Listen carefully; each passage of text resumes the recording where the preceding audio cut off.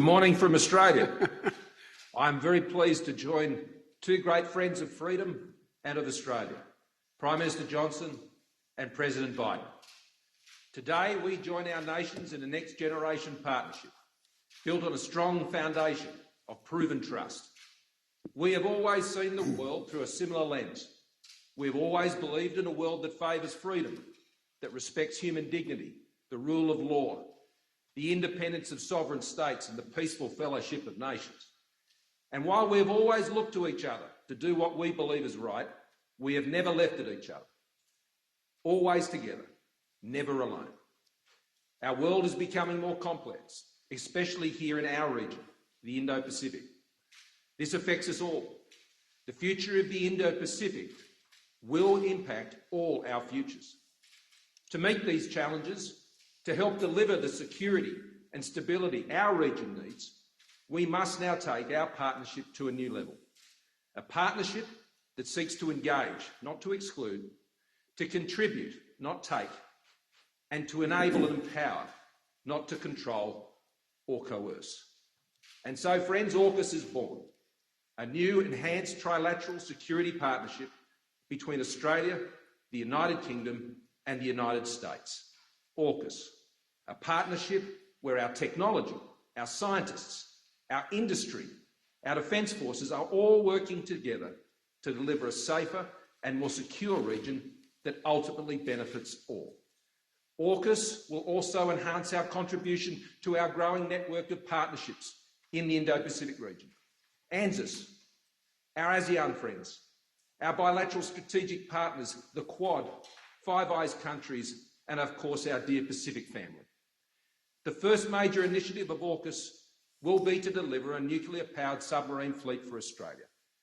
Over the next 18 months, we will work together to seek to determine the best way forward to achieve this. This will include an intense examination of what we need to do to exercise our nuclear stewardship responsibilities here in Australia. We intend to build these submarines in Adelaide, Australia, in close cooperation with the United Kingdom and the United States. But let me be clear, Australia is not seeking to acquire nuclear weapons or establish a civil nuclear capability. And we will continue to meet all our nuclear non-proliferation obligations. Australia has a long history of defence cooperation with the United States and the United Kingdom. For more than a century, we have stood together for the cause of peace and freedom, motivated by the beliefs we share, sustained by the bonds of friendship we have forged, enabled by the sacrifice of those who have gone before us, and inspired by our shared hope for those who will follow us. And so today, friends, we recommit ourselves to this cause and a new AUKUS vision.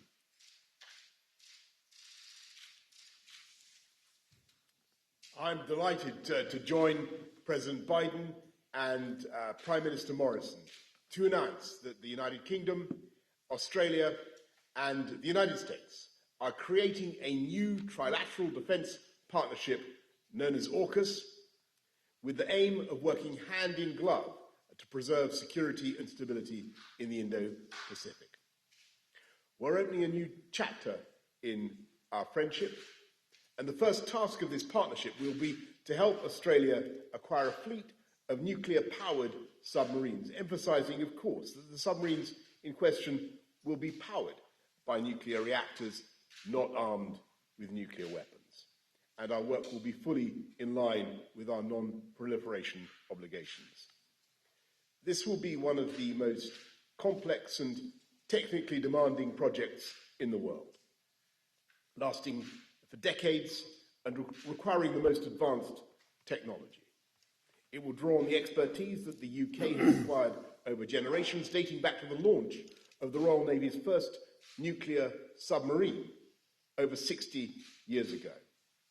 And together with the other opportunities from AUKUS, creating hundreds of highly skilled jobs across the United Kingdom, including in Scotland, the north of England and the Midlands, taking forward this government's driving purpose of levelling up across the whole country.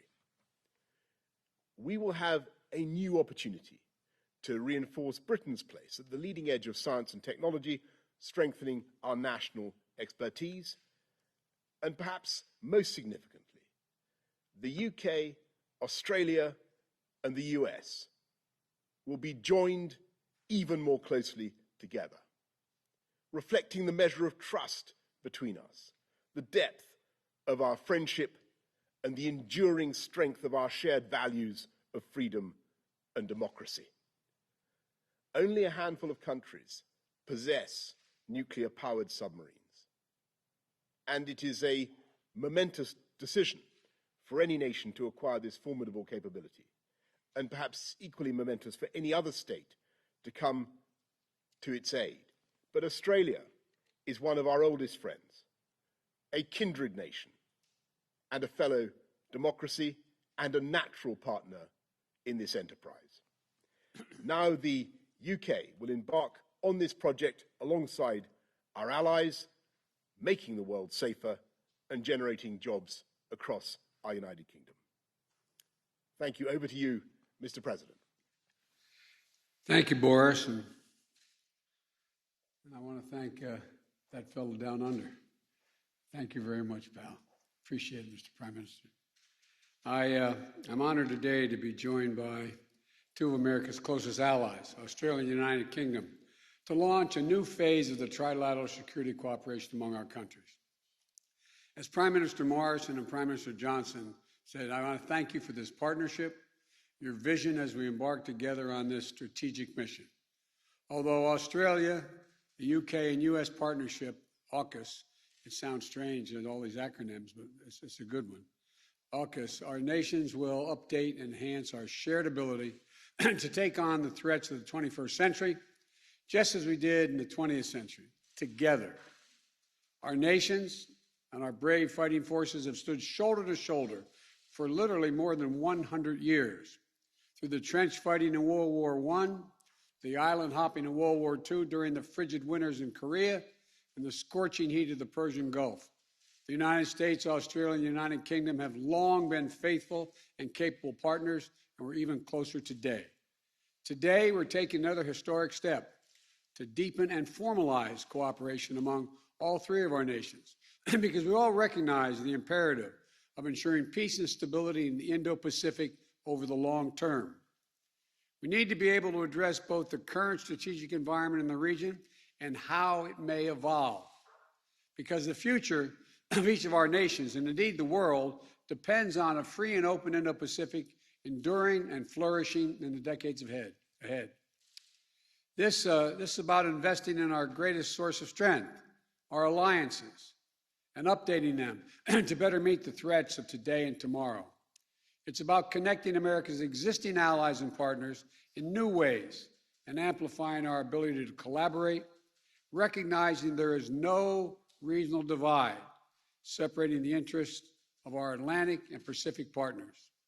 Indeed, this effort reflects a broader trend of key European countries playing an extremely important role in the Indo-Pacific. France, in particular, already has substantial Indo-Pacific presence and is a key partner and ally in strengthening the security and prosperity of the region. The United States looks forward to working closely with France and other key countries as we go forward.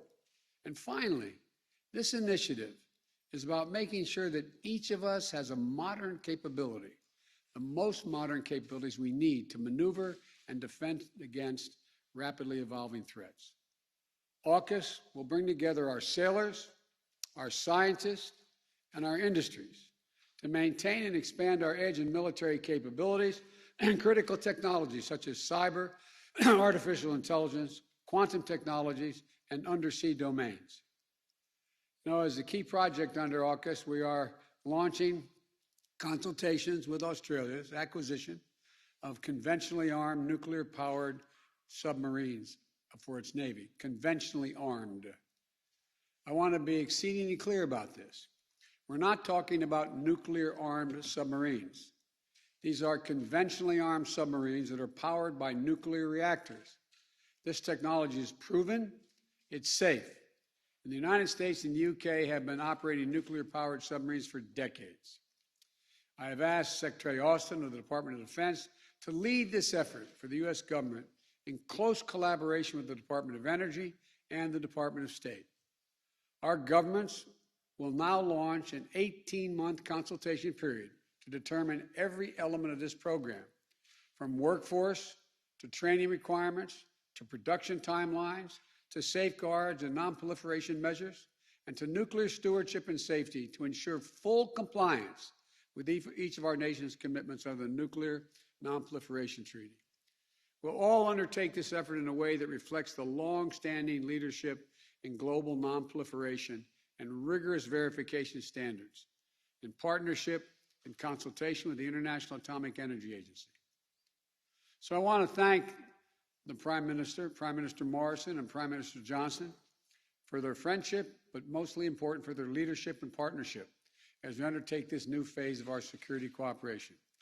And the United States will also continue to work with ASEAN and the Quad, as was stated earlier, our 5 treaty allies and other close partners in the Indo-Pacific, as well as allies and partners in Europe and around the world to maintain a free and open Indo-Pacific and build a future of peace, opportunity for all the people of the region. We're joining together, partnerships are getting stronger. This is what we're about.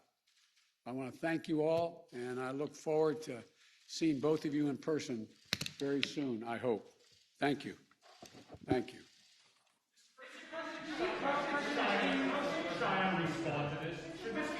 Mr. President, did you tell President Xi when you spoke to him last week? Are boosters still rolling out next week? Is this a message to China?